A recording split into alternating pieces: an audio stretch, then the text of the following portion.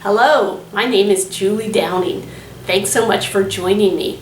I'm the author and illustrator of over 50 books, and today I want to share a little bit about my process.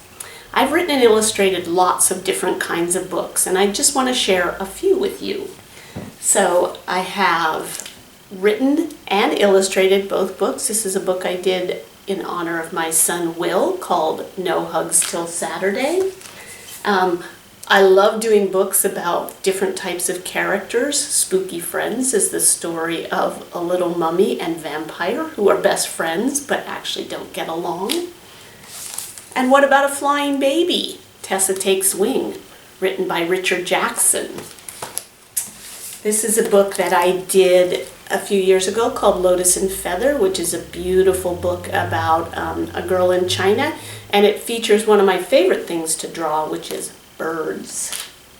And finally, here is a book about all the mothers of the presidents. It's called First Mothers, and I wrote it with a friend of mine, Bev Gurman, and it talks about all the different mothers of all our different presidents.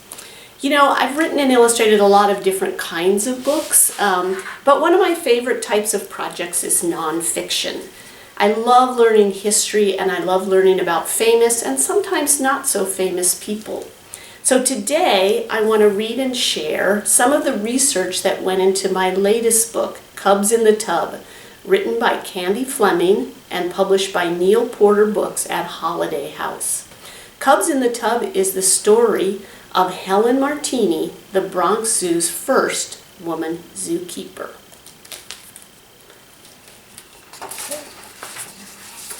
Helen and Fred Martini longed for a baby to bottle feed and burp, a baby to rock and soothe and croon lullabies to, a baby to love with all their hearts. Every morning Fred went off to his job at the Bronx Zoo, and Helen stayed home to dream and plan.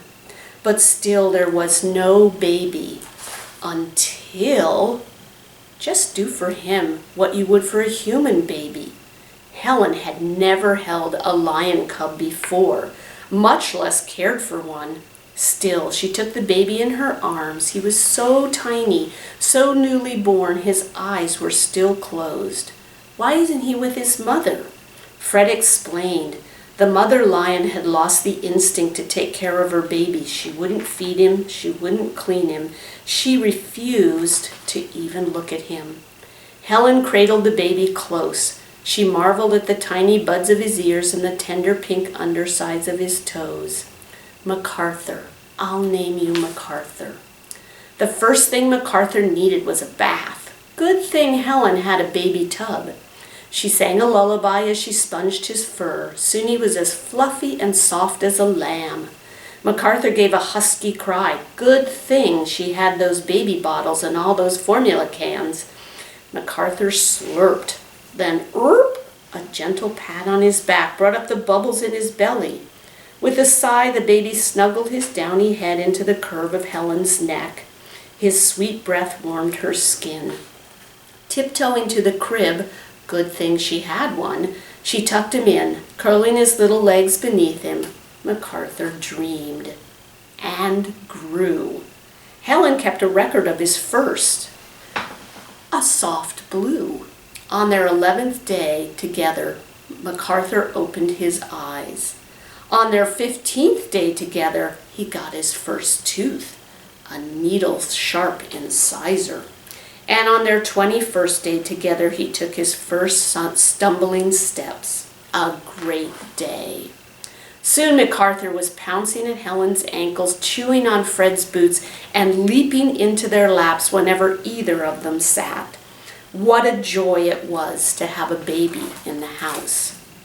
But when MacArthur was 2 months old, officials decided to send him to a zoo in another city. Helen held her baby close until the car came and tried to smile as MacArthur was driven away. Then she folded up the baby blankets, stowed tub, crib, and bottles, and sank into the rocking chair with empty arms and an empty lap. Gray day followed gray day until... "They're in a pretty bad way," said Fred. Helen stroked the babies, so cold, so thin, so still. Good thing she had a heating pad.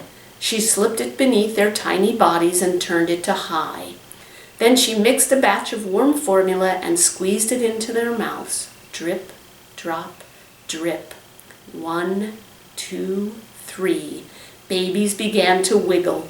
The kitchen filled with the faint chorus of high-pitched cries. She named them Ranagani, Dhaka, and Rajpur. And once they started eating, they could not stop. Every 3 hours around the clock. Good thing Helen had Fred to help with those 2 a.m. feedings. By the end of the first week, the babies had doubled their weight to 4 pounds. Days passed. Blue eyes opened and folded ears perked up.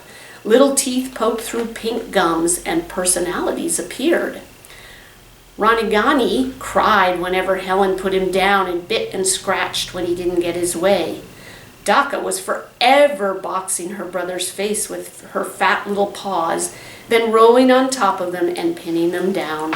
And Rajpur liked to sleep good-naturedly. He accepted whatever came his way, especially food. Helen let them get away with all sorts of mischief.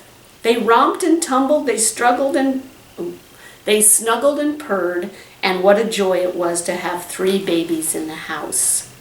But when they were 3 months old, "It's time for the cubs to return to the zoo," said Fred. "Not without me, not this time." When the car came for them, Helen climbed in.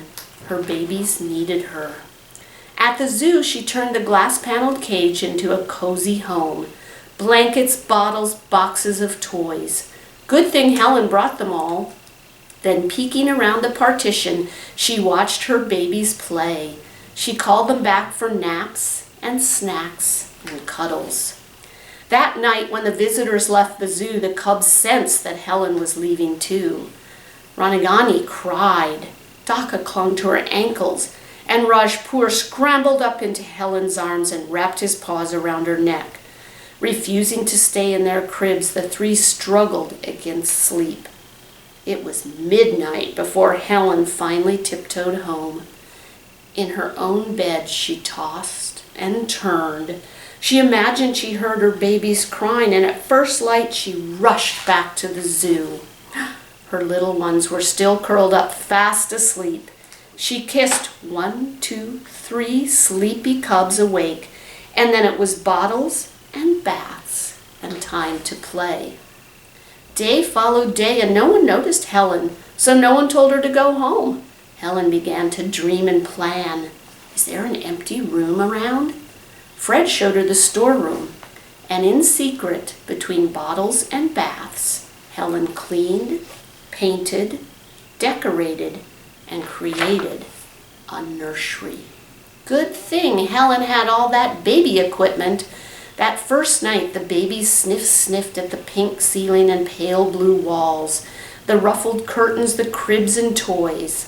Then, snuggling close to Helen, they purred. Now the cubs spent their days in the glass-paneled cage, but they spent their nights with Helen in the nursery. News of the nursery reached zoo officials. They stormed through the door and stopped dead in their tracks. Helen raised her chin. "My babies need me." The officials looked at one another. "So they do," agreed Mr. Crandall, the zoo curator, and he offered her the job of keeper of the nursery. Helen was delighted and surprised. Only men had held zookeeper jobs until now. Helen had mothered her way into becoming the first woman zookeeper at the Bronx Zoo. She and the nursery stayed. The babies grew, too big for laps, too big for cribs, too big for the nursery. Officials moved them to a larger outdoor enclosure without Helen. They worried the 10-month-old tigers would hurt her. Nonsense. Even though they were twice her size, Helen argued, they still run to me for protection and comfort. But zoo officials were firm. Helen would never again be allowed to enter the tiger's cage. Pressed against the outside of the bars, her arms felt empty. But not for long. What a happy zoo family. I have always loved nonfiction. As a child, I loved reading biographies and stories of real people, and as an artist, I love illustrating biographies. Writing nonfiction obviously requires a lot of research, but illustrating nonfiction picture books requires just as much research. One of the challenges and joys of illustrating any picture book is the ability to stretch the story through the pictures. And this is more challenging with nonfiction. As the illustrator, you always walk a line between factual information and using your imagination. When I first read Candace Fleming's wonderful manuscript for Cubs in the Tub, I was excited that there was so much space for the art. However, I didn't want to just make up scenes out of my head. I wanted to show Helen's real life in the Bronx. Luckily, Helen herself wrote a wonderful autobiography, and I found a well-worn copy of My Zoo Family in a used bookstore. In the book, Helen described her life with an apartment full of cubs and how she created a nursery at the zoo for her babies. I underlined every scene in the book that had visual possibilities, and many of Helen's own words were the basis for the illustrations I created. This is some of Helen's words. Another day, I was washing some clothes in the bathroom tub. Daka and Rajpur got into the bathroom, and when I went back, they were having the time of their lives, boxing one another in the tub of wash. It was then, incidentally, that I realized how fond tigers are of water. Helen described life inside her house in great detail, but she never described the house itself. I read with interest the only description of her apartment and the road she lived on. Fred and I occupied, then as now, the third floor, formerly the attic of a very old 3-family frame house on a private road off Southern Boulevard that seems to be pushed back and forgotten. I did a Google search of dozens of tiny streets off Southern Boulevard, but I never found the right street. Finally, on the last page of the book, Helen says, and again the little apartment on Old Kingsbridge Road echoed to the infant cries of cats. Well, thanks to Google Earth, I was able to virtually walk down Helen Street and look at the buildings on Old Kingsbridge Road. There were only 3 houses on the tiny street. I checked realtor sites and I actually found one of the houses for sale. I took a virtual tour of the inside of the house, and it actually closely resembled the rooms Helen described. This was the house I chose to illustrate. Now, it may or may not have been her actual house, but it fit the description of her 3rd floor apartment with a view of the zoo. Aside from Helen's house, I wanted to get a sense of Helen's neighborhood. I looked at dozens of books and hundreds of images. The New York Historical Society has a database with thousands of photos of the Bronx and New York during and after World War II, which is when the story takes place. The photos provided wonderful details for life around the Bronx Zoo. I also made a special trip to New York City when I was working on the sketches, and I spent the whole day at the zoo. The zoo has changed since Helen's time, but many things remain, including the beautiful rainy gates at the entrance to the zoo. I had seen them in photos, but it made such a difference to see them in real life. While at the zoo, the big cat zookeeper gave me a wonderful and slightly scary tiger demonstration. tigers are big. I kept thinking about Helen and how comfortable she was in a cage with 3 of these gigantic animals. Yikes! But one of my favorite research finds was a 1940s model car. Drawing cars is a challenge for me, and trying to find a photo of a 1940s car from the right angle was really difficult. Short of actually buying a car, I had to find a better solution. Every month, there is a huge, sprawling flea market in Alameda across the bay from San Francisco. I often went with an eye for anything from the 1940s. So one Sunday, in the very last row, I met a vendor selling a few models of vintage cars. Oh, pay dirt! We haggled on the price and I bought this beautiful 1940s car for $5. Now I was able to photograph the car from any angle I wanted. I also went to the flea market with an eye to find a copy of Life magazine from May 1943. The famous photographer Alfred Eisner produced a wonderful photo spread of Helen and her babies. I finally found a copy at the same flea market, and the photos served as inspiration for many of the illustrations in the book. You know, as an illustrator, I wear a lot of different hats. I draw and paint, but I'm also a director, a set designer, and a costume designer all rolled into one. I think I had the most fun furnishing Helen's home. I combed through the Life magazine photos about Helen and her cubs, and I used any detail I could for the furniture, carpets, and other hints of Helen's life. Otherwise, I researched furniture, carpets, and wallpaper from the 1940s. The color palette for the book was actually based on Formica colors from the 40s. And the wallpaper, most of which I created with watercolor, was all inspired by old wallpaper books. You know, it's impossible to be 100% authentic when illustrating a picture book biography.